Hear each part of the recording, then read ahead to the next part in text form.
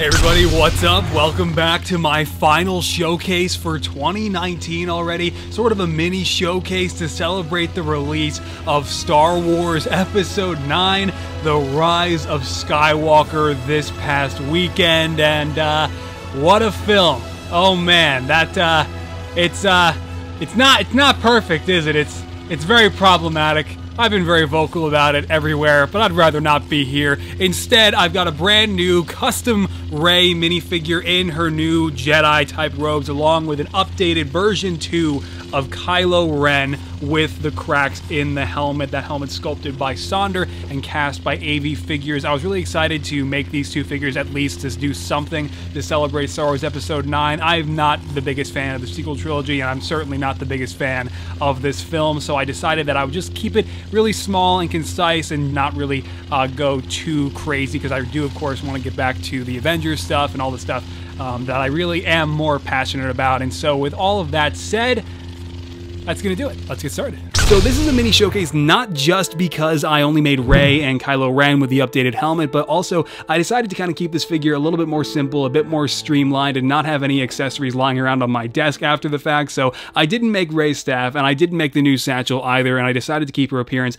a little bit closer in line with the final act of the movie as seen in the trailer, where she really only just has the lightsaber. However, I did still keep the Brick Arms NN-14 from the previous Last Jedi showcase, because she does, of course, have this pistol in Rise of Skywalker as well, and so it's exactly the same from that showcase back in early 2018. And speaking of The Last Jedi, this process for making Rey in Rise of Skywalker was really maintained from that previous Rey minifigure that I made for that wonderful film. And as you can see, these robes are obviously pretty similar, because Rey's costume in The Rise of Skywalker is still pretty similar, just with minor differences. Obviously the biggest difference being that they're white now, but otherwise it's pretty much the same layout with minor changes throughout the costume that you can see for yourself if you look it up and study the new appearance. And essentially to portray all of that, I really just kind of copied the same process here, while just making sure I pay close attention to improve on it, keep things accurate, keep the robes looking more consistent, and to essentially just be a bit more intentional about what I did throughout the process. And so that did include,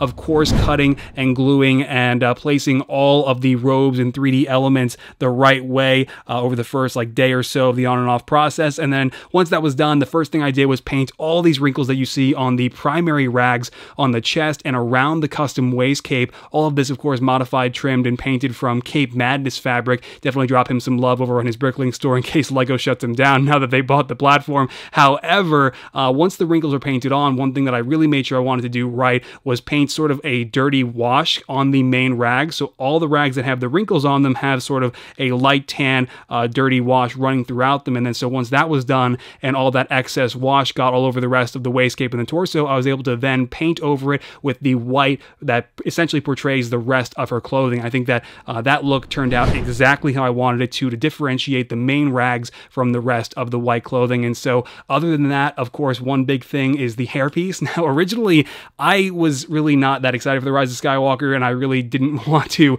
make a whole new hairpiece for this figure, and I was just going to use the Force Awakens hairpiece, but then I was like, you know, this doesn't work. These buns are just way too separated now, and she doesn't have one down at the bottom like this anymore. This hairstyle became outdated. She has them kind of higher up, more tighter, and so essentially I took one of these, cut the bottom one off, then sanded the remainder of what was left here, and then glued the bottom bun right here onto the center, sculpted this one, and then also sculpted these hair strands. Now, I know some people don't really like these hair strands because they aren't used to seeing them attached to this hairpiece, of course, being so used to how it looks already. However, I did my best to sculpt these hair strands on, keeping them consistent with the overall LEGO look. I didn't want to just do singular looking strands, because I really don't think that maintains this sort of LEGO look, and so I did my best to instead sort of keep the hair strands a little thicker and a little more consistent with how they might actually look should LEGO attempt to portray them on the actual hairpiece. And I think it actually wound up looking way better than I was expecting, and I know not everybody's going to agree, but I'm actually pretty proud of how it looks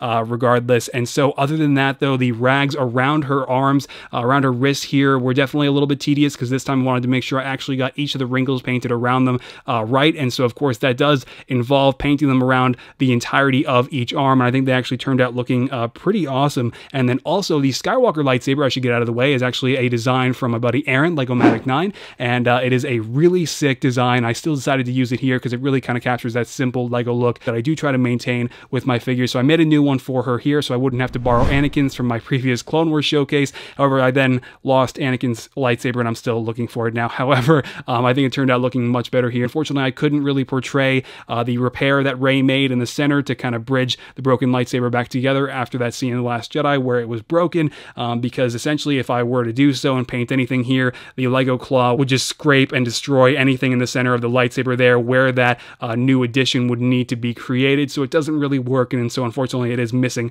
from the hilt here. However, the rest of the minifigure, again, just all 3D elements, all custom fabric, and everything of the like, as you can see. And one thing I was really happy with was I maintained essentially the ability to disassemble the minifigure. That was something that was kind of lost with The Last Jedi Rey. I actually was not able to separate this minifigure anymore after completing it. However, with Rey, I decided to make things just slightly inaccurate so that I would actually still be able to do this and remove the custom waist cape that I made for the figure here, which turned out looking really great, by the way, and I'm really proud of that. Then the legs probably took at least a day or so of on and off work, and it's obviously just some relatively simple designs, but it's primarily these laces here, making sure the flesh tone is as clean as I could get it, while also keeping these gray designs as clean as possible as well. Working with white paint and fleshy paint, it's just really, you got to be careful to keep things looking as smooth and as clean as possible. It's definitely a very intentional process that you always have to pay attention to when working with those paints, especially together. And I'm just really happy with the overall look of Rey. This is exactly how I wanted this figure to look. It actually turned out looking even better than I was expecting, because I did not think the hair strands were going to work out nearly as well as I personally think they did. But you guys can let me know what you think down in the comments of what is pretty much my final Rey. Kylo Ren, he's coming. Now, Kylo Ren, as I said, he's just a version 2. I literally just took my Last Jedi Kylo Ren and painted the cracks on the helmet. This is the exact same figure. I just painted the red cracks on that helmet. That beautiful helmet sculpted by my buddy Sonder, aka the Mythosaur, over on Instagram, and then cast by my buddy Andrew from AV Figures all the way back at the start of 2018, end of 2017. This helmet is still the best Kylo Ren helmet I think there is, and I really enjoyed painting the cracks onto it. I think I painted them pretty much as accurately as I could, running all around the entirety of the piece, and I guess to just kind of remove it really quick to give you a look, a closer look at some of those cracks. You can kind of see them here as they run all around the top and the sides, and I think they turned out looking really, really cool. I'm really happy with the way it looks. There's something that I just really think the cracks bring out with this figure that otherwise would not have been there. And one other change that I did make to Kylo Ren here is I gave him the regular Lego spongy cape. I just prefer it because you obviously have more posability, and it just made it much easier to make Kylo Ren look like a bit more of a badass for the edits, instead of having the stiff regular fabric cape that I had for him back with the Last Jedi showcase. I opted for this one. Otherwise, if you'd like to see more of the figure, including the unmasked head that I unfortunately did not have a new hairpiece for, I was originally going to give this new head this hairpiece. However, I still don't have that one from that Harry Potter figure, so this is going to be it for my Kylo Ren figure for now. And maybe when I do get a proper hairpiece for the unmasked head, you'll see it over on my Patreon or Instagram page. But otherwise, man, that's it for Kylo Ren. I think this turned out looking really awesome. I'd love to hear what you think down in the comments. And other than that, that is going to do it for this video. Get ready! You defeated Palpatine. Now the Sith will never return again. Did she just die? Very bad this is. Kenobi, quick, put her on the Force Wi-Fi. Yeah, you did it for me. Hey, wait.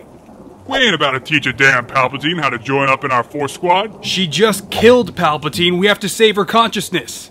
Perhaps we do, from a certain point of view. Ben, that's still just not right. Or, we can let your grandson off himself to save her instead. Yeah, what do you think about that, Vader? Talk about this later, we must. Dead Rey is. Now, you know what? F*** the Skywalkers, the Palpatines. This Force party's over. I haven't been Vader in 35 years. Get over it.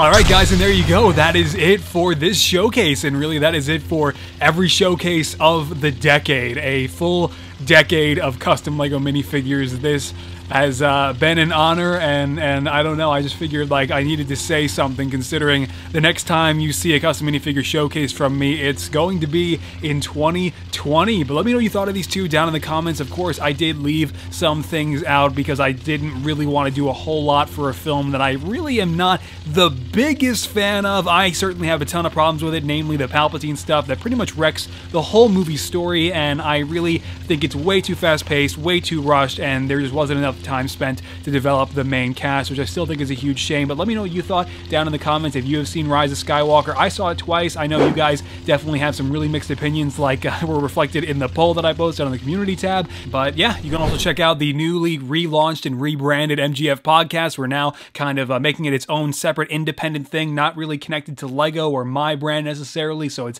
outer regions, and where we just talk pretty much about anything pop culture related or LEGO related or whatever's on our mind. But yeah, if you want to keep up with everything that will be coming in 2020, of course, the rest of the Avengers Endgame project, if I can find the time to seriously get that done, and a possible Mandalorian and Baby Yoda custom coming in the future, a Clone Wars Season 7 showcase, and so much more coming in 2020, all of which will be posted, of course, over on the Patreon page first, if you'd like to consider supporting the channel that way. Otherwise, of course, the teasers do go up over on Instagram, Twitter, Facebook, and all those places way after, and then all of that is way before any of it makes it to the channel here, and that is why I always recommend it. But yeah, it may be it may be necessary now with Kappa coming. Hopefully I have a channel within the next month. I don't think it's going to be that bad. There have been more details released on it, so I'm hoping that I'll be able to wade through the whole Kappa situation and come out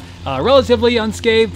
I don't know, that's probably pretty unlikely, but I mean, minifigures like this are certainly not necessarily something for kids, considering how hard it is to make these. So I don't know, maybe I fall in a gray area, maybe not. Does YouTube care? Who knows? There aren't really that many answers, but yeah, scary times. All right, well, I'll see you guys in the new decade.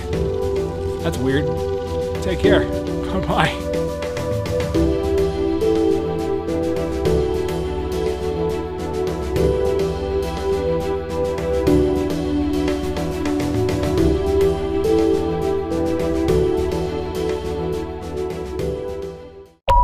Yourself.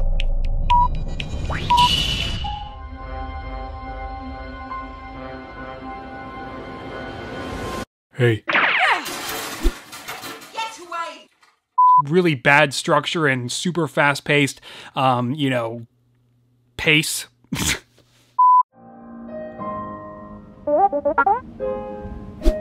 Who the f are you? I'm right.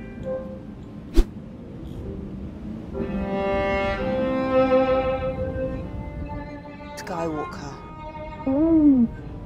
Hey, that's our last name. She has our blessing. What? But, well, I didn't say shut up, Sky Guy. Alright, well, I'm calling LifeLock.